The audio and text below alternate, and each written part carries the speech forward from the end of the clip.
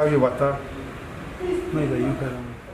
Student of some school in Bhadra and our student of Rajasthan and student of India. I am going to teach you the lesson of 12th class. The part of poem, the first poem name is The Noble Nature. The poet is Ben Jonson. At this time we are going to reading what is the poem or what is the rhyme. But there is something less knowledge to the student. What is the poem? What is the rhyme? सबसे पहले I am going to tell in Hindi. 12th class student has no knowledge what is the poem and what is the rhyme, no knowledge, but at this time I am going to read the rhyme. What is the difference between rhyme and poem? What is the difference between rhyme and poem? At first we know about the poet of Ben Jonson. Ben Jonson के बारे में कहा जाता है कि there are 6 senses of man. आदमी में 6 इंद्रियां होती है, but the six sense, there are 5 sense of man, but there is 6 sense of man is soul. लेकिन बेन जॉनसन के बारे में कहा जाता है कि इन्होंने मरने से पहले 10 मिनट पहले कविता लिखी थी. इन्हें अपनी मौत के बारे में पता था. इन्होंने कहा देखो क्या लिखा है कि बिना लिबास के आया था मैं जहां में, और देखो मुझे कफन के लिए कितना संघर्ष करना पड़ा. लेकिन कभी इस poem at first we know what is the introduction of the poem. कविता के बारे में हम जानना चाहते हैं कि कभी इस कविता के बारे में छोटी सी पोएम है क्या कहना चाहता है कि छोटी चीजें होती हैं वो जिंदगी में वेरी इंपॉर्टेंट होती है. भले आदमी का जीवन 100 साल की बजाय अगर वो विवेकानंद का 36 साल का जीवन जी ले, 40 साल का जीवन जी ले, वेरी इंपॉर्टेंट है. ज्यादा जना इंपॉर्टेंट नहीं है. कभी ने इसमें 2 चीजों का जिक्र किया है. एक ब्लूथ का पेड़ जिसे ओक ट्री बोलते हैं इंग्लिश में, और दूसरा लिली यानी कुमुदनी का पेड़ या फूल. ये 2 चीजें हैं. एक का तो जीवन काल 1 दिन का होता है और जो ओक ट्री है वो 300 वर्षों तक जिंदा रहता है.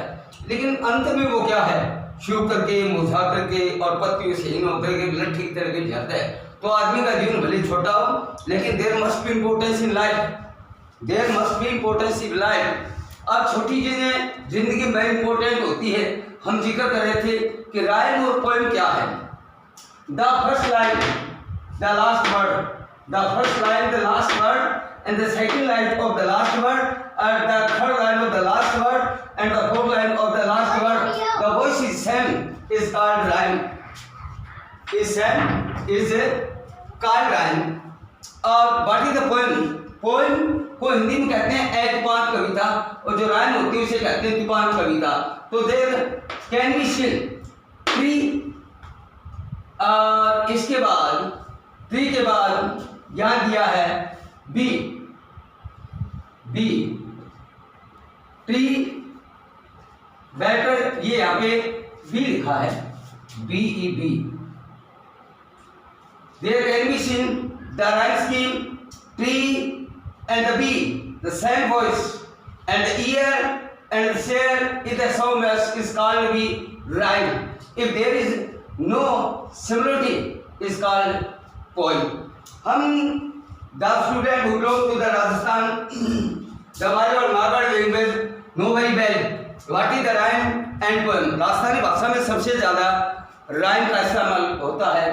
हम कविता पढ़ते हैं, हम गीत पढ़ते हैं या सुनते हैं, और नज़म पढ़ते हैं, गज़ल पढ़ते हैं, गीत पढ़ते हैं, सब के अंदर राइम का यूज होता है. अब राइम राजस्थानी भाषा में हमारे यहाँ भाद्रा के युद्ध में गाँव के युद्ध गाँव को लिखा. वहाँ के कवि है रामसूरत किसान. उन्होंने अपनी कविताओं के अंदर सबसे ज़्यादा राइम का यूज किया है. जैसे मैं जो राजस्थान के बच्चे हैं, राजस्थान बोर्ड से बिलोंग करते हैं, राजस्थानी भाषा हमारी भाषा को सुनते हैं, वो उसका सी ढंग से समझ सकते हैं.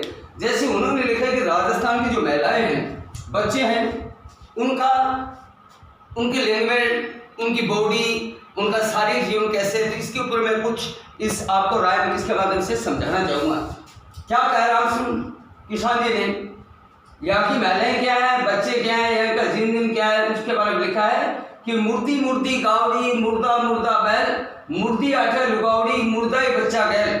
और बैल और गैल में क्या है, राइम स्कीम है.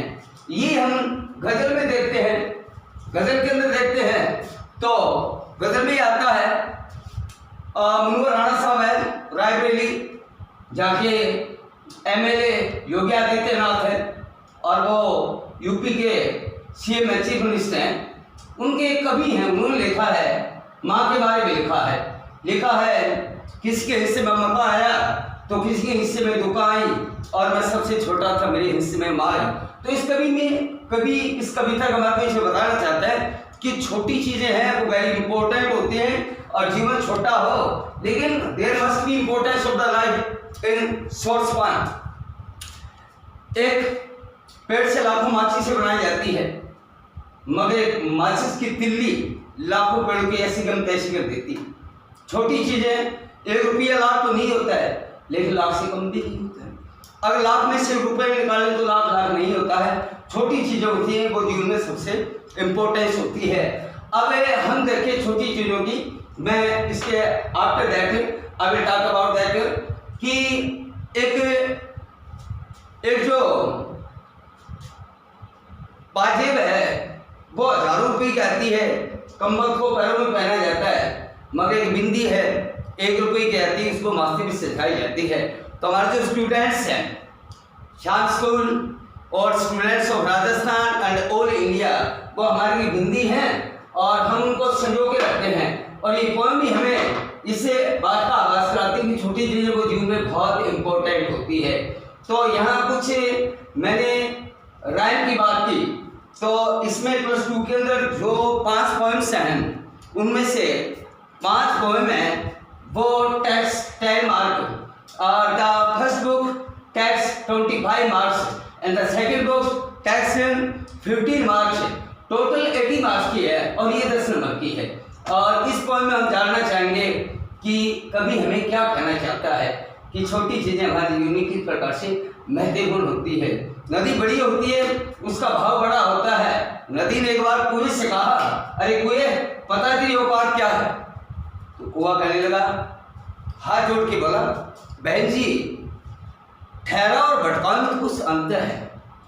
हमारा जो शांत स्कूल है वो ठहराव का प्रतीक है, सन 1962 से गतिशील है जिसमें ठहराव है, भले टीचर हो बच्चा हो जिसमें ठहराव हो सब कुछ है। तो नदी ने कुएं से कहा कुएं तेरी औकात क्या है, तो कुआं हाथ जोड़ के बोला कि बहन ठहराव में भटकाव में कुछ तो अंतर है।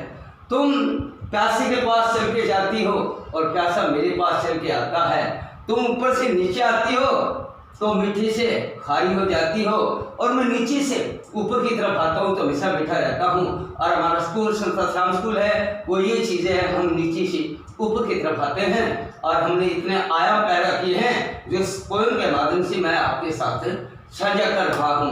तो क्या कहा है यहाँ इस पोएम में, it is not growing like tree, growing बढ़ना, ये जो शब्द है ये डच शब्द है, ये प्राचीन इंग्लिश का वर्ड है, ये डज नॉट है, ये can be seen the negative form of the poem. It is not growing like a tree, एक पेड़ की तरह बढ़ना और इन बदल आकार में यानी size and shape too, it is not growing like a tree, एक पेड़ की तरह बढ़ना इन बदल आकार में साइज में। A man does not better be, कोई आदमी को महान नहीं बनाता है, आकार बढ़ने से कोई आदमी बड़ा नहीं होता है। और सैनिक खड़े रहना लॉन्ग लंबे समय तक, SNOP एक बलूत के पेड़ की तरह 300 ईयर्स 300 सालों तक बलूत का पेड़ है वो 300 वर्षों तक खड़ा रहता है। एंड एट लास्ट अंत में आखिरकार टू फार गिर जाता है लाइक ए लोग, there is no word is like, लोग एक लड़के की तरह डाई सूख करके बैल मूर्छा, बैल पत्तियों सीन होकर के और सिर मूर्छा करके। तो आदमी का जीवन है वो थोड़ा काल हो मगर उसकी इम्पोर्टेंस होनी चाहिए। लिखा है अब्दुल राम ने लिखा है, वो लिखते हैं जल में बसे कमोदनी चंदा बसे आकाश, जो जाए को भाता तो ताई के पास। कभी यहाँ 2 चीजों का जिक्र किया है, एक तो ओक के पेड़ का और एक लिली का। लिली का मई के महीने में जो फूल है वो पुष्पित होता है और चांद को देख उसका दीदार होता है और उसी रात उसकी डेथ हो जाती है।